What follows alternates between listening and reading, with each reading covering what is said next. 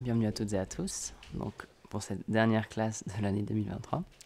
Donc aujourd'hui, on va lire un verset de la Srimad Bhagavad Gita. C'est le 11e chapitre, ce qui s'appelle le Darshan, c'est le Vishvarup Darshan Yoga. Donc c'est le yoga par la contemplation de la forme universelle du Seigneur. Et c'est le verset 32. Donc vous pouvez répéter après moi.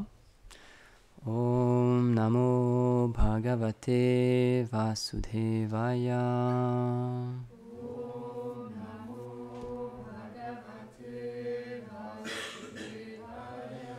Om Namo Bhagavate Vasudevaya.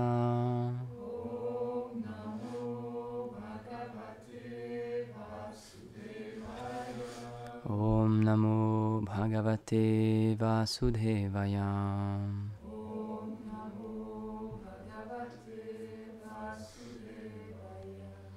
Shri Bhagavan Uvacha. Voilà, ça va être difficile. En plus, ce verset-là, il va être compliqué. Hein. Merci de l'effort, mais là, ça va être difficile. Même moi, c'est difficile à lire celui-là. Kalosmi loka ksaya kriti pravavrido lokan samahartum iya pravaritam rite pitvamna bhavishyanti saharve yavashtita pratyanike shuyodhe. Le Seigneur dit: Je suis le temps, le puissant destructeur du monde, venu ici anéantir tous ces gens. Même si tu ne fais aucun effort pour combattre, aucun guerrier des deux armées ne survivra. Om Gyanati Mirandasya Gyanam Jala Shalakaya Chakshunme Litamena Tasmei Shri Gurave Namaha. Jaya Shri Krishna Chaitanya Prabhu Nityananda Shri Advaita Gadadhar Shivasari Gaura Bhaktavrinda. Hare Krishna Krishna Krishna Hare Hare Hare Rama Rama Rama Hare Hare. Namam Vishnu Padaya Krishna Prashtaya Bhutale Srimate Bhaktivedanta Swaminiti Namine. Namaste Saraswati Deve Gauravani Pracharine Nirvishesha Shunyavadi Paschachade Shatarine Vanchakalpa Tarubhyascha Kripa Sindhubhya Evacha Patitanam Pavanebhyo Vaishnavebhyo Namo Namaha. Donc, c'est un verset c'est un des versets, je pense, le plus connu de la Bhagavad Gita. Parce que une des raisons, c'est qu'il a été rendu populaire par Oppenheimer. Donc c'est une des personnes qui a mis au point la bombe atomique. Il y a un enregistrement de lui où il cite ce verset de la Bhagavad Gita. Et donc, il y a beaucoup de traductions différentes de la Bhagavad Gita parce que les versets que l'on lit, c'est les versets en sanskrit qui sont ensuite traduits, donc en anglais ou en français, etc. Donc, le sanskrit, c'est une langue très complexe. Parce que chaque mot, en fait, un petit mot, ça peut vouloir dire beaucoup de choses. Un mot, c'est une expression, en fait. Donc, pour les linguistes, c'est super intéressant comme langue parce que c'est extrêmement riche. Mais à traduire, c'est très, très, très difficile. Si vous voulez vous amuser, il y a plusieurs sites internet qui ont ça. Donc, il y a le Sanskrit Dictionary, c'est le plus puissant. Et lorsque vous mettez un mot en sanskrit, si vous trouvez dans un livre ou en cours de yoga, vous entendez un mot, si vous tapez ce mot-là, il va vous donner toutes les définitions possibles et utilisées qui existent dans d'autres écrits, dans les Védas, etc. Et il y a une myriade de sens à chaque fois. Donc, à moins d'être un expert en sanskrit, c'est vraiment très difficile de lire le sanskrit et de comprendre et de faire des interprétations. Donc, c'est pour ça que nous, on n'invente pas nos propres interprétations et on se renseigne auprès de personnes autorisées qui font des traductions et des interprétations autorisées de la Bhagavad Gita, parce que sinon, ça peut avoir un peu n'importe quel sens. Parce que, encore une fois, tous les mots peuvent être changés et modifiés, interprétés un peu comme selon la manière dont on veut. Mais bref, tout ça pour dire que dans la version que Oppenheimer du coup cite, ils disent que c'est donc le Seigneur Vishnu qui parle. Donc c'est pas exactement ça, parce que nous on explique que c'est Krishna qui parle. Donc c'est un petit peu différent, mais bon, le principe est le même, c'est le Seigneur suprême, Dieu, qui parle. Et donc il dit, dans cette version à lui, je viens en tant que le temps, le destructeur des mondes. Et c'est très intéressant parce que, et il disait donc, lorsqu'on a vu la première explosion de la bombe atomique, il dit, moi c'est ce que j'ai pensé tout de suite, j'ai pensé à ce verset-là, où Dieu il dit, ben voilà, je suis le destructeur des mondes. Et il disait, c'était intéressant, il disait, je pense qu'on a, dans la salle, on a à peu près tous pensé à la même chose d'une manière ou d'une autre. On a un peu tous pensé à cette idée-là. Parce que rien dans ce monde ne résiste au temps. C'est impossible. Et je vais vous lire aussi, ça m'a fait penser à autre chose. Pour ceux qui, comme moi, ont lu Le Seigneur des Anneaux, et plus particulièrement Bilbo le Hobbit, il y a un échange à un moment, il y a un concours de devinettes entre Bilbo et Gollum, et il y en a une qui est vraiment intéressante, donc je vais vous la lire en français. Donc il essaie de lui faire deviner quelque chose, et donc il lui dit « Cette chose, toute chose dévore. Oiseaux, bêtes, arbres, fleurs, elle ronge le fer, mord l'acier, réduit les dures pierres en poudre, met à mort les rois, détruit les villes, et rabat les hautes montagnes. » Et donc il lui dit ça aussi, c'est le temps. Parce que dans ce monde, rien ne peut faire face au temps. On peut avoir beaucoup d'argent, on peut être extrêmement renommé, on peut être très fort physiquement, mais tout est une question de temps et on va perdre ces choses-là.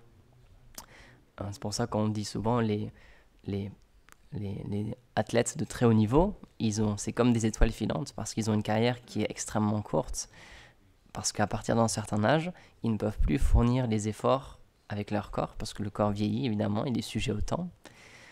C'est une des formes de maladie qui existe dans ce monde, une des formes de problèmes qui existent dans ce monde. Donc il y a la naissance et la maladie, et une de ces choses-là malheureusement c'est la vieillesse aussi, et personne ne peut arrêter la vieillesse. Et donc même quelqu'un qui par exemple peut être le meilleur coureur du monde, le meilleur sprinter du monde, ou le meilleur cycliste, il l'est mais juste pendant une très courte période de temps. Et ensuite le temps va rattraper son corps et il ne pourra plus fournir le même effort. Et donc c'est pour ça que les joueurs de football ou de basketball, etc., différents sports de haut niveau, ils s'arrêtent très jeunes, ils prennent leur retraite assez tôt comparé à d'autres métiers où on peut travailler plus longtemps. Parce que même s'ils ont envie de le faire, ils adorent toujours ce qu'ils font, ils adorent toujours leur métier, le sport. Physiquement, c'est plus possible. Et dans d'autres sports où on demande vraiment un effort très intense, très physique, les sports où il y a des contacts, des chocs, etc., là, c'est impossible de continuer. Après une certaine date, le corps, il refuse tout simplement.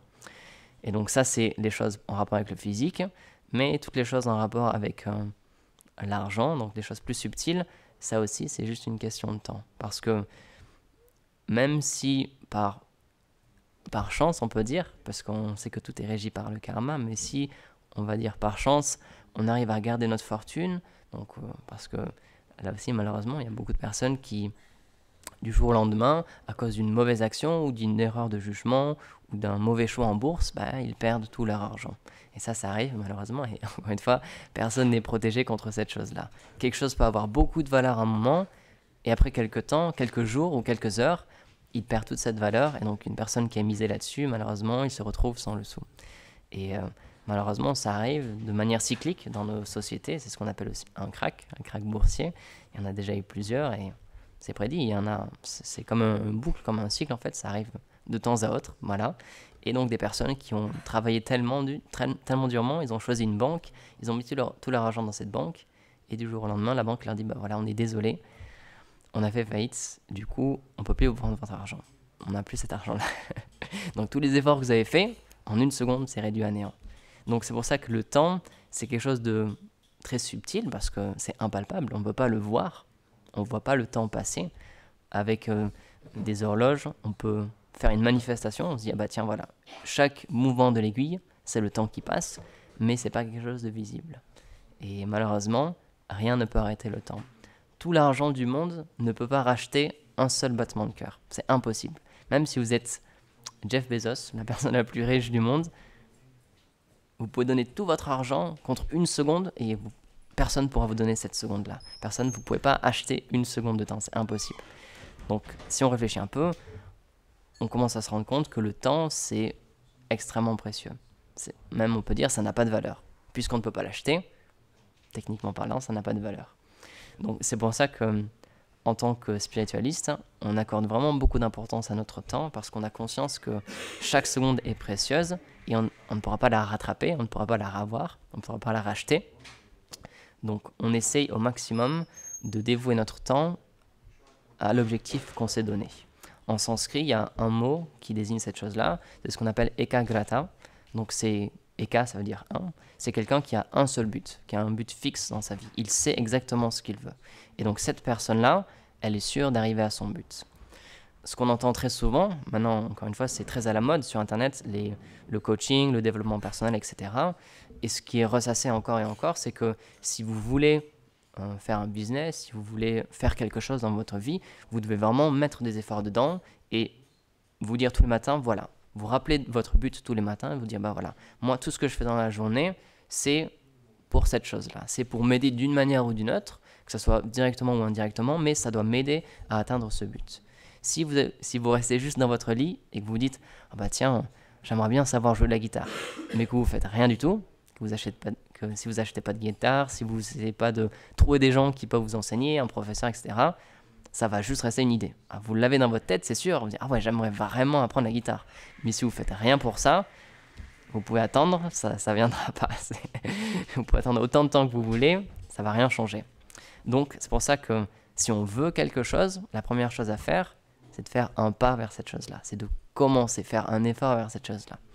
Et donc, la voie spirituelle, elle est très spéciale parce que donc dans ce monde, on peut avoir des aspirations. Quelqu'un peut vouloir devenir un très grand sportif ou un astronaute ou un mathématicien, etc. Mais si à cause de son karma, donc de ses activités passées, il n'a pas le corps nécessaire ou il n'a pas l'intelligence nécessaire ou les aptitudes nécessaires, malheureusement, on va lui dire « Non, tu ne peux pas ».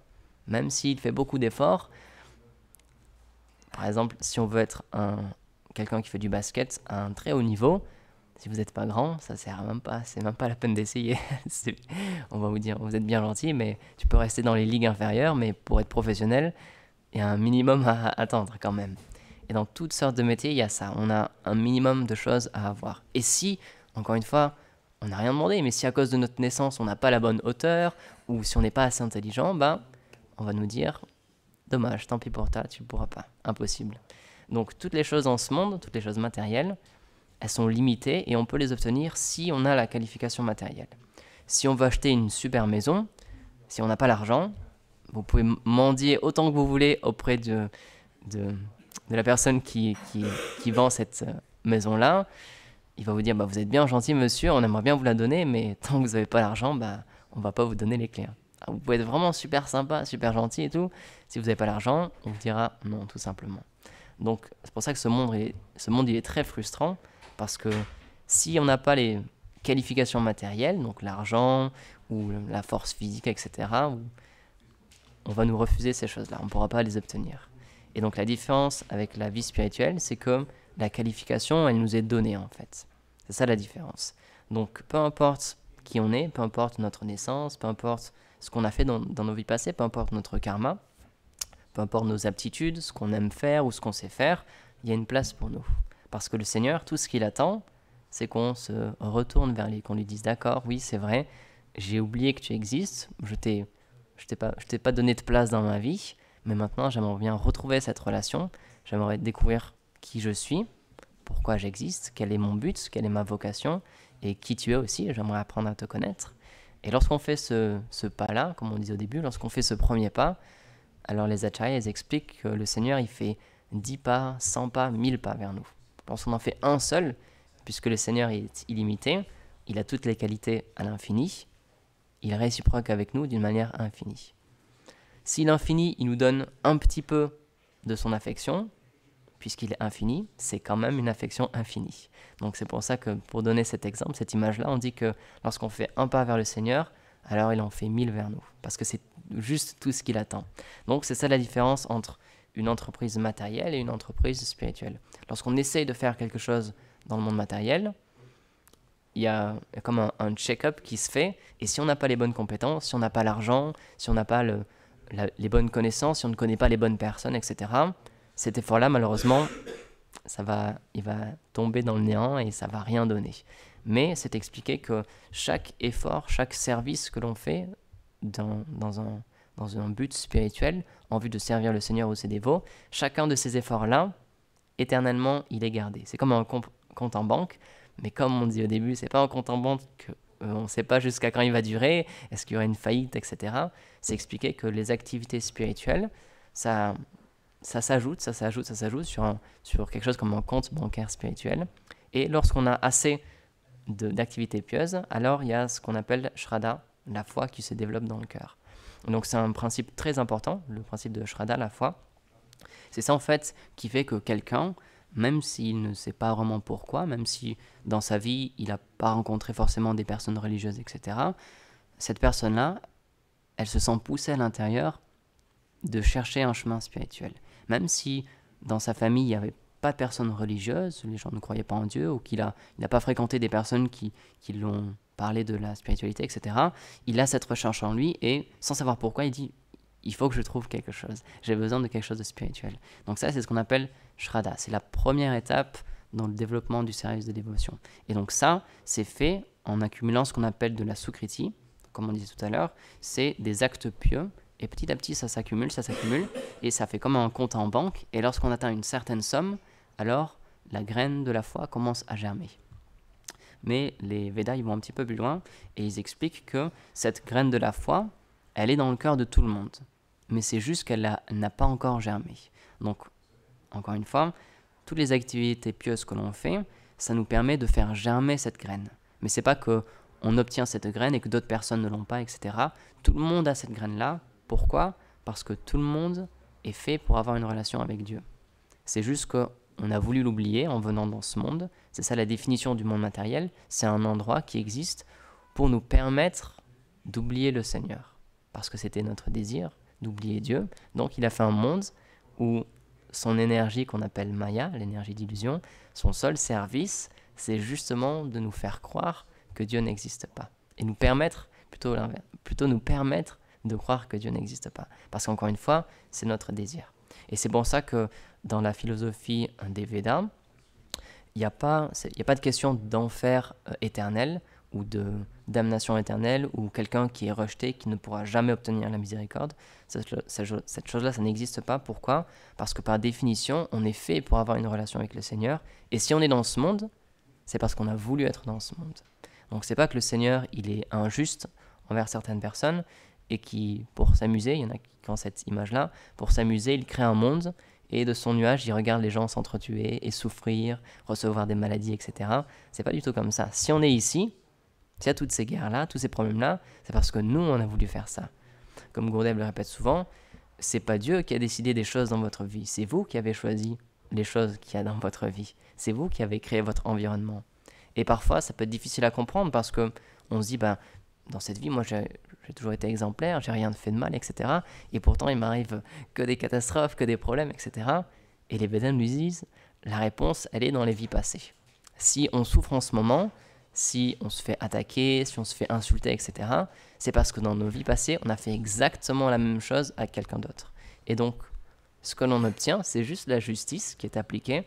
Dans cette vie-là, on récolte les fruits de ce qu'on a semé dans nos vies passées. Donc c'est pour ça que ça remonte à très très très très loin, parce que c'est expliqué qu'on est là depuis vraiment très très longtemps. Et donc de vie en vie, on a accumulé toutes ces activités-là.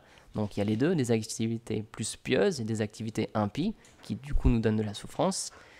Et donc le but, c'est petit à petit, dans le service de dévotion, c'est de couper à la racine. Non, il y a deux choses. D'abord, c'est réduire le karma, qui est négatif, qui nous empêche du coup de progresser dans la vie spirituelle. Et la deuxième chose, c'est de couper à la racine tous les désirs qui sont la source de tous ces problèmes-là, qui sont la source de toutes les mauvaises actions qui engendrent un karma négatif. Donc c'est pour ça que le service de dévotion, en soi, le but, c'est pas de moins souffrir ou d'être plus heureux dans ce monde, etc. C'est expliqué, c'est un effet secondaire. C'est un bon effet secondaire, évidemment, mais c'est pas le but premier que recherchent les dévots. Ce qu'ils cherchent en premier, c'est éveiller leur dévotion pour le Seigneur et retrouver leur relation d'amour avec le Seigneur.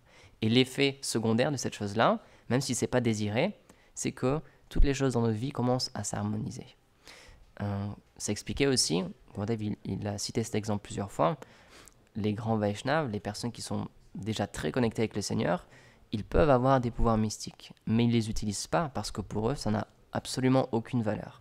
Et donc c'est ça qui peut être un peu dangereux, c'est pour ça qu'il faut être au courant quand même. lorsqu'on progresse dans le service de dévotion, lorsqu'on fait des activités liées au Seigneur, lorsqu'on lui offre un service, naturellement, l'effet secondaire, c'est que on commence à avoir peut-être un peu plus d'argent, on commence à avoir plus de renommée, on commence à être mieux situé matériellement. Et donc le piège, c'est de se dire, ça, c'est pour moi, ou ça, c'est grâce à moi. C'est moi avec mes grandes qualités, parce qu'on commence à être un peu plus humble, on commence à peut-être mieux savoir gérer les gens autour de nous, on commence à développer des qualités, et les gens de notre entourage peuvent nous le dire, je vois que tu as changé, maintenant, c'est plus agréable d'être avec toi, etc. Et donc le danger, c'est de prendre cette chose-là pour nous, de dire, ouais, c'est vrai quand même, je suis quand même mieux qu'avant, je commence à être vraiment quelqu'un de cool, quoi. Et se dire, voilà, maintenant, toutes ces qualités, c'est à moi, c'est grâce à moi. Et donc, malheureusement, il ne faut pas tomber là-dedans, parce qu'un dévot, il a toujours conscience que tout ce qu'il reçoit, c'est le Seigneur qui lui donne. Toutes les qualités qu'il a, toutes les capacités qu'il a, tout le savoir-faire qu'il a, c'est le Seigneur qui lui donne. Et de cette manière-là, il est protégé de ce qu'on appelle le faux ego, et de prendre les choses pour lui. Il dit, non, moi, juste, je fais un service, et tout le mérite va à mes maîtres spirituels, va au Seigneur, mais moi, je ne prends rien pour moi. Et Srila Prabhupada, c'est l'exemple parfait qu'il a donné, parce que lorsqu'il est venu en Occident, en très peu de temps, il a touché beaucoup de monde. Beaucoup de personnes ont été très intéressées par ce qu'il apprenait, ce qu'il enseignait, et du coup, très vite, son mouvement il a grandi, ils ont commencé à avoir beaucoup d'argent, beaucoup de personnes étaient dans ce mouvement-là et appréciaient Srila Prabhupada, il le glorifiait constamment, et lui, tout ce qu'il répondait à chaque fois, il dit, c'est pas moi qui fais tout ça, c'est juste la miséricorde de mon maître spirituel, moi, je fais absolument rien. Il aurait très bien pu s'enorgueillir et de se dire, oui, vous devez me respecter parce que regardez tout ce que j'ai réussi à faire, tous les temples que j'ai réussi à ouvrir, toutes les personnes que j'ai réussi à connecter au service de dévotion, etc. Mais jamais il a fait ça, jamais. À chaque fois que quelqu'un le glorifiait, quand de ses disciples le glorifiaient, il disait, non, c'est pas moi, c'est mon maître spirituel. Tout ça, c'est la parampara, c'est le Seigneur, mais c'est pas moi. Donc, évidemment, c'est difficile à développer cette qualité-là parce que, puisqu'on a voulu venir dans ce monde, on a voulu expérimenter cette indépendance, donc être notre propre Dieu, le maître de notre propre vie, et donc de se dire, oui, c'est moi qui ai toutes ces qualités, c'est moi, je suis très intelligent, je parle bien, je suis fort, etc. Mais un dévot, il a conscience qu'à n'importe quel moment, le Seigneur, il peut retirer toutes ces choses-là. Et encore une fois, c'est un exemple que j'avais déjà cité, mais il y a quelques temps, donc c'était peut-être l'été dernier, à Paris. Donc maintenant, je crois qu'ils ont un peu changé la législation, mais avant, avec les trottinettes, ça commençait à devenir très très dangereux. Je crois que maintenant, ils ont interdit les trottinettes, il me semble, à Paris, les trottinettes électriques. Parce qu'en fait, c'était un peu délicat. Il y a des trottinettes qui étaient sur la route, mais il y en a d'autres qui les prenaient sur le trottoir. Et je ne sais pas si vous avez vu, mais il y en a qui vont vraiment très très vite. Et donc, il y a quelqu'un, une dame, qui s'est fait renverser comme ça. Juste, elle est sortie de chez elle, elle a fait son trajet de tous les jours, elle s'est fait renverser sur son chemin. Et donc elle est tombée sur son poignet, et elle s'est cassé le poignet, mais d'une manière vraiment, vraiment sérieuse. Sauf que cette personne-là, c'était une pianiste professionnelle. Et donc elle est allée voir son médecin. Son médecin lui a dit, madame, je suis désolé de vous dire, vous ne pourrez plus jamais jouer du piano. Et donc cette dame-là, en une seconde, elle n'avait rien demandé, toute sa vie, elle est fracturée. Donc c'est ça le danger de ce monde-là, c'est que toutes les choses qu'on reçoit, la capacité de chanter, de jouer du piano, etc., ça ne nous appartient pas. C'est juste le Seigneur qui nous permet d'avoir ces qualités-là. Mais si on ne comprend pas que ça vient du Seigneur, donc à n'importe quel moment il peut nous les retirer, alors on peut être très attaché à ces choses-là, et lorsque quelque chose de mal se passe dans notre vie, on est en colère, on se dit mais pourquoi ça m'arrive à moi? C'était à moi cette chose-là, ça m'appartient à moi, alors qu'en fait non, ça ne nous a jamais appartenu, on nous l'a juste prêté pendant un moment. Et donc cette personne-là, elle a voulu entrer en procès contre cette personne-là, etc. Donc c'est ça le danger, c'est si on s'accapare les choses qu'on nous donne, alors il y a le sentiment de possession qui arrive, et ensuite de jalousie, et ensuite de colère, etc. Si quelqu'un nous critique nos qualités, alors on va se mettre à les défendre, et on va se mettre en colère contre cette personne-là. Et Srila Prabhupada, il donne cet exemple aussi à une plus large échelle. Il dit en fait dans ce monde, on est tous des voleurs. Parce qu'on est arrivé dans un endroit, on a fait des frontières, on a mis des limites, on a dit, tiens, voilà, ça, à partir de là, ça, c'est la France. Donc si quelqu'un rentre chez moi, dans mon pays, alors ça va mal se passer, parce que c'est mon terrain à moi, c'est chez moi. Sauf que la France, ou ce terrain-là, cette terre-là, elle était là bien avant nous, elle ne nous appartient pas, c'est pas nous qui l'avons créée, on est juste arrivé sur cette terre-là, et on l'exploite en plus, de plus en plus, et on se dit, bah tiens, ça c'est à moi, et j'en fais profiter juste les personnes que j'aime, et les personnes que j'aime pas, on donne souvent l'exemple, bah je les fais sortir. Et je veux pas des personnes que j'aime pas chez moi, parce que c'est chez moi. Mais ça, en fait, c'est une mentalité de voleur. Un voleur, qu'est-ce que c'est? C'est quelqu'un qui dit, bah, qui s'accapare quelque chose qui ne lui appartient pas. Il dit, ça c'est à moi, et si vous essayez de me le reprendre, alors ça va mal se passer, je vais être en colère. Mais c'est expliquer que tout ce monde, il a été créé par le Seigneur, donc ce monde lui appartient. Et donc, si on commence à avoir cette mentalité de voleur et de se dire, bah tiens, ça c'est à moi, et je vais l'utiliser pour mon plaisir, je vais exploiter cette chose-là pour mon plaisir, alors qu'est-ce qu'on fait avec les voleurs? On les punit. Et donc malheureusement, donc c'est des lois universelles, comme on explique dans un pays, il y a des lois, si vous, par exemple en France ou dans d'autres pays, si vous passez au feu rouge, alors que le feu il est rouge, et qu'il y a un policier qui vous voit, bah, il va vous arrêter, vous allez dire, monsieur, on va vous donner une contravention parce que vous avez dépassé la loi, vous avez enfreint la loi. Et vous pouvez très bien lui dire, oui, bah moi, dans mes lois à moi je ne suis pas ces lois-là, hein. Moi je fais ce que je veux, moi je prends ma voiture, si un feu il est rouge, bah vous avez bien le droit d'avoir vos lois, moi je fais mes lois. Donc le policier va vous dire, très bien monsieur, il n'y a pas de problème, vous pouvez continuer de parler autant que vous voulez, mais on va vous donner l'amende quand même. Et donc au niveau universel, c'est la même chose. Même si on ne le sait pas, même si on dit que bah, chez moi ça marche comme ça, il y a les lois de l'univers. Et puisqu'on est dans cet univers-là, ces lois-là, elles s'appliquent. On peut faire tout ce qu'on veut, on peut se débattre, crier autant qu'on veut. Si on est un voleur, si on va à l'encontre de la loi, on va devoir en payer les conséquences. Donc c'est pour ça que c'est extrêmement important de distribuer ces livres-là, parce que lorsqu'on distribue la connaissance, on permet aux gens de comprendre pourquoi les choses vont mal dans leur vie. Parce qu'en fait, sans le savoir, ils font plein de choses qui sont à l'encontre des lois que donne le Seigneur. Donc c'est pour ça que, en même temps, le Seigneur, c'est pas un tricheur, parce qu'il nous donne ces choses-là. C'est pas qu'il nous lance dans ce monde et qu'il nous regarde souffrir et il nous voit plein de mauvaises choses arriver. Il envoie les bonnes personnes pour qu'on puisse, si on en a envie, évidemment, parce que c'est tout de suite une question de désir, si on en a envie, on peut comprendre pourquoi ce monde il est comme ça et comment arriver à progresser dans ce monde et comment, donc c'est la première étape vraiment du service de dévotion, c'est faire que tout notre karma passé il commence à s'apaiser et à disparaître. Et ça, encore une fois, c'est juste un effet secondaire du service de dévotion. C'est pas pour ça qu'on le fait, mais c'est un effet secondaire qui vient naturellement. Donc là, aujourd'hui, donc, c'est le dernier jour de l'année 2023.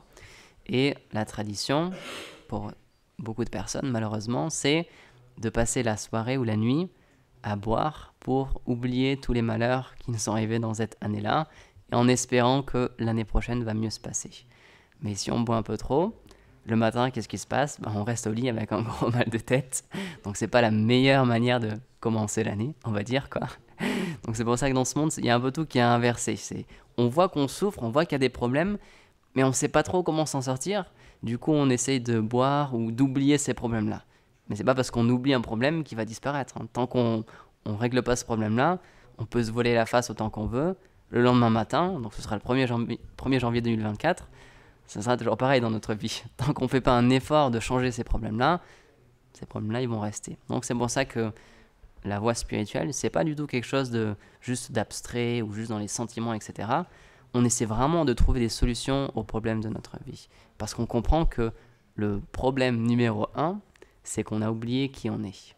On ne sait plus qui on est. Du coup, on essaye plein de choses pour essayer d'être heureux. Et on essaye tout sauf de retrouver notre relation avec le Seigneur.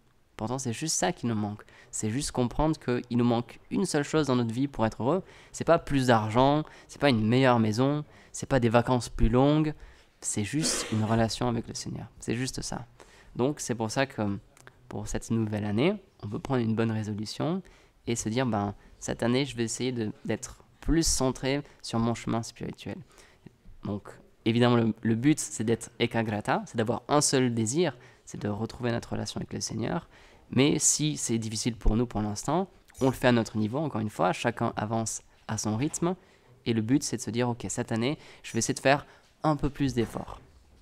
Il y a quelqu'un qui faisait des séminaires de développement personnel, il expliquait ce principe. Si tous les jours, on essaie de s'améliorer 1%, au bout de plusieurs jours, on va commencer à voir la différence. Au bout de 6 mois, au bout d'1 an, au bout de 2 ans, on va avoir une énorme différence. Donc si pour cette nouvelle année, on se dit, tiens, tous les jours, je vais essayer d'être un petit peu mieux que le jour passé. C'est pas qu'on se dit, parce que parfois on prend des grosses résolutions, évidemment ça marche pas du tout. On dit ok bah là, du jour au lendemain j'arrête de fumer, c'est sûr, ou j'arrête de boire, c'est sûr.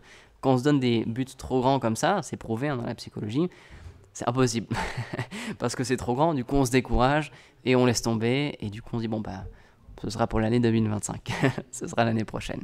Mais si on fait des choses petit à petit, alors là on a plus de chances qu'on tienne dans la durée. Donc c'est pour ça que Gurudev il donne souvent cet exemple aussi. On devrait avoir de l'introspection tous les jours, par exemple le soir, et se dire ok, juste aujourd'hui, à l'échelle d'aujourd'hui, qu'est-ce que j'ai fait, à qui j'ai bien parlé, à qui j'ai mal parlé. Bon bah, peut-être j'aurais, avec lui ou avec elle, j'aurais peut-être dû faire comme ça. Et donc c'est pas grand chose, c'est juste une fois tous les jours. Mais si on fait ça une fois tous les jours pendant 365 jours, au bout d'un moment, il y a vraiment une sacrée différence. Donc c'est pour ça que, encore une fois, la voie spirituelle, c'est pas un changement radical du jour au lendemain, c'est petit à petit dans notre vie, on change un peu nos mauvaises habitudes, on prend des meilleures habitudes, on les remplace en fait. Donc c'est pas qu'on arrête quelque chose, c'est qu'on le remplace par quelque chose d'autre. Et au fil du temps, donc là le temps, dans ce monde, c'est l'ennemi de tout le monde, parce qu'on perd notre argent, on perd notre jeunesse, notre beauté, notre force avec le temps, mais pour un dévot, c'est un allié en fait, parce qu'il sait qu'avec le temps, il s'améliore, il se rapproche un petit peu plus de sa relation avec le Seigneur. Donc voilà, on va terminer ici, parce qu'il est l'heure. Donc bonne année à tout le monde, bonne année spirituelle à tout le monde. Grantara Srimad Bhagavad Gita ki jai, Srila Prabhupada ki jai, Gaur Premanande, Hari Bol.